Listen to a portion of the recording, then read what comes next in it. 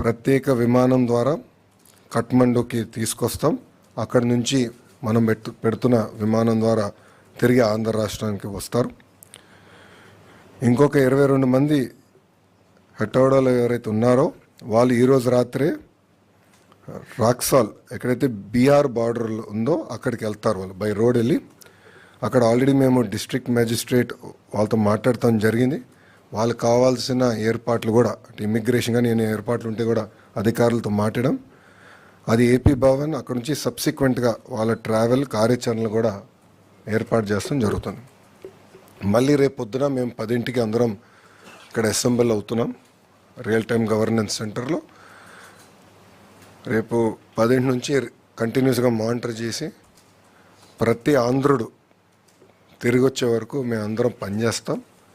కేవలం విశాఖపట్నానికి కడపకే కాదు, ప్రభుత్వం వాళ్ళ ఇంట్లో దించే బాధ్యత తీసుకుంటాను.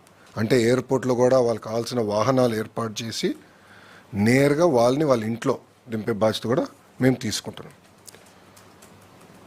సో ఈరోజు ఆంధ్ర రాష్ట్ర ప్రభుత్వం చాలా సీరియస్గా తీసుకుని ఆంధ్రుల్ని తిరిగి తీసుకొస్తాం జరుగుతుంది. ఇంకా రాత్రి కూడా ఉంటే రియల్ టైం మేము అందరూ ఒక వాట్సాప్ గ్రూప్ కూడా ఏర్పాటు చేసుకున్నాం. మంత్రులు కూడా ఉన్నారు, గౌరవ ముఖ్యమంత్రి గారు కూడా వాట్సాప్ గ్రూప్లో ఉన్నారు. మేము అందరూ అది రియల్ టైం మానిటర్ చేసుకుంటున్నాం సిచ్యువేషన్. ప్రతి 2 గంటలు ఒకసారి కూడా మేము గౌరవ ముఖ్యమంత్రి గారికి సిచ్యువేషన్ ఏంటి, గ్రౌండ్ పరిస్థితి ఏంటో తెలియజేస్తాం జరుగుతుంది. సో రేపు సాయంత్రం కల్లా మ్యాక్సిమం లేట్ నైట్ రేపు రాత్రి కల్లా అందరూ క్షేమంగా వాళ్ళ ఇంటికి చేర్చే బాధ్యత ఆంధ్ర రాష్ట్ర ప్రభుత్వం తీసుకుంటుంది.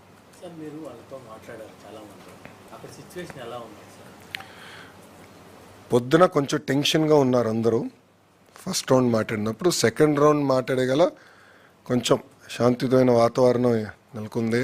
ఆర్మీ వాళ్ళు కూడా వాళ్ళు చేయాల్సిన కార్యక్రమం వాళ్ళు చేస్తున్నారు. సో ఇప్పుడు ప్రశాంతంగా ఉంది అనేది వాళ్ళు చెప్పారు. కానీ వాళ్ళు వెళ్ళినప్పుడు కొంతమంది అయితే ఏకంగా బస్ స్టాండ్లో దాక్కునే పరిస్థితి, అప్పుడు బస్ స్టాండ్ కూడా తగలబెట్టారని వాళ్ళు చెప్తాం. ఒకరైతే ఏకంగా రోడ్డు పైన ఉన్న పరిస్థితి మొత్తం మాకు చూపించారు. అంటే రాత్రి షాపుల పైన జరిగిన దాడులు కానీ హోటల్స్ పైన జరిగిన దాడులు కానీ అవన్నీ కూడా వీడియో కాల్ ద్వారా వాళ్ళు మాకు చూపిస్తాం కూడా జరిగింది. సో ఒక మాటలో చెప్పాలంటే నిజంగా అందరూ చాలా భయపడ్డారు, చాలా ప్యానిక్ అయ్యారు. ఒక పక్కన వాతావరణం కొంచెం కామ్ అవుతాం, రెండోది ఆంధ్ర రాష్ట్రం నుంచి మేము అంటే 12 గ్రూప్స్ ఉన్నాయి కనుక 12 మందితో మాట్లాడి కోఆర్డినేటర్ ఉన్నారు కదా, కోఆర్డినేటర్తో మాట్లాడి మళ్ళీ అందరితో కూడా మాట్లాడి మేమున్నాం, మీకు ఏమైనా ఇబ్బంది ఉందంటే ఇమీడియట్గా మాకు ఒక ఫోన్ చేయండి, ఒక మెసేజ్ పెట్టండి, వీళ్ళు టేక్ ఇట్ అప్ సీరియస్లీ అని చెప్తాం కూడా జరిగింది. సో ఆ ప్యానిక్ రియాక్షన్ లేకుండా మేము చూసుకున్నాం. అట్లా ఏం ప్రాబ్లం, మెడికల్ అటెన్షన్ ఏం అవసరం లేదని కూడా వాళ్ళు చెప్పారు. మెడిసిన్స్ ఏమైనా అవసరమా అని కూడా అడిగాము. సరిపడా స్టాక్ ఉన్నాయి మాకు, నో ప్రాబ్లం అని చెప్తాం జరిగింది.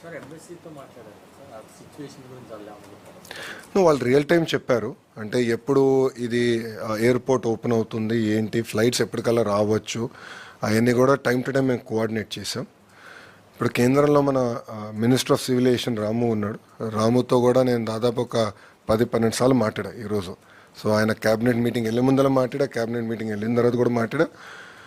మీటింగ్ అయిన తర్వాత మాట్లాడిన తర్వాత ఆయన కూడా ఒక మీటింగ్ పెట్టుకున్నారు ఢిల్లీలో. పెట్టుకుని ఒక ఆంధ్ర రాష్ట్రమే కాదు, రేపు మహారాష్ట్రకి ఏంటి ఎన్ని ఫ్లైట్లు వేయాలి, ఢిల్లీకి ఎన్ని ఫ్లైట్లు వేయాలి కూడా. ఎందుకంటే భారతదేశంలో ఉన్న భారతీయులందరినీ తిరిగి తీసుకురావాలి కదా. సో ఆ బాధ్యత కూడా రాము తీసుకుంటున్నాడు.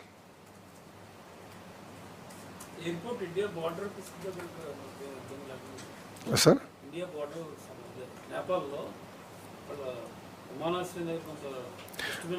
లేదు, ఇప్పుడు అంతా ఇష్యూ సెటిల్ అయిపోయింది, పర్మిషన్ ఇచ్చారు. సో అందుకే రేపు మధ్యాహ్నం కదా మనం ఫ్లైట్ వెళ్తుంది మన వాళ్ళు వైజాగ్కి. ఇంకా ఐ థింక్ అక్కడి నుంచి 2.5 గంటలు ఫ్లైట్ మనకి వైజాగ్కి. వైజాగ్ నుంచి ఒక 45 minutes Kadapa.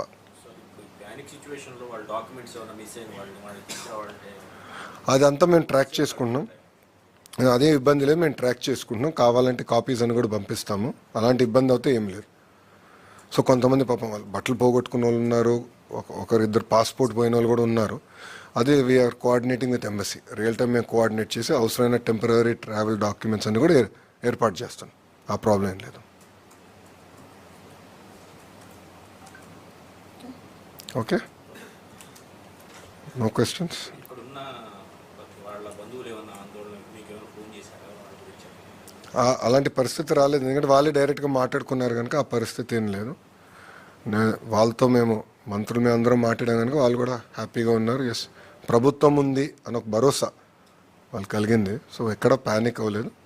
Time to time వాళ్ళు కూడా ఫీడ్బ్యాక్ ఇస్తున్నారు. లైక్ కొంతమంది మాకు రోడ్ ఓపెన్ అయింది, మేము ఏం చేయమంటారు, బార్డర్కి వెళ్ళొచ్చా, మీ అభిప్రాయం ఏంటని కూడా అడిగారు. మేము కొంచెం డైరెక్షన్స్ ఇచ్చాం.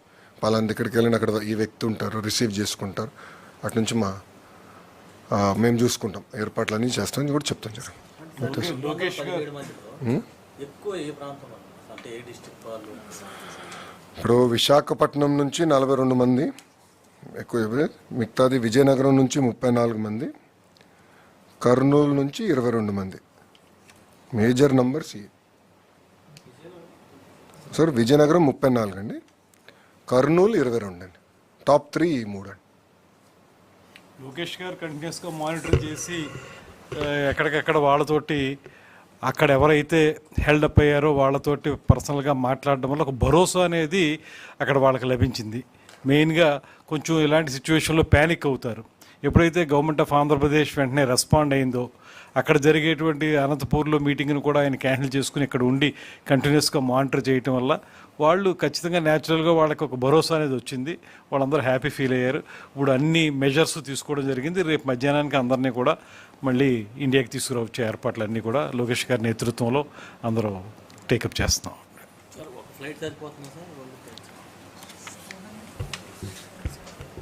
217 మంది కదమ్మా, దాంట్లో ప్రధానంగా చూస్తే మీకు హెటోడాకి 22 మంది వచ్చేస్తారు. So capacity of the flight is 220. So buffer కూడా ఉంది, సో ఇబ్బంది ఏం లేదు. అదంతా చూసుకున్నాం, బఫర్ కూడా చూసుకుని ఒక ఫ్లైట్ సరిపోతుంది. అంటే కేంద్ర ప్రభుత్వం కూడా అదనంగా వేయాల్సి వస్తే ఏ సిద్ధంగా ఉన్నారు. దాంట్లో ఎక్కడ వెనకాడట్లా, చాలా క్లారిటీ ఉంది. ఎయిర్పోర్ట్లో వచ్చాక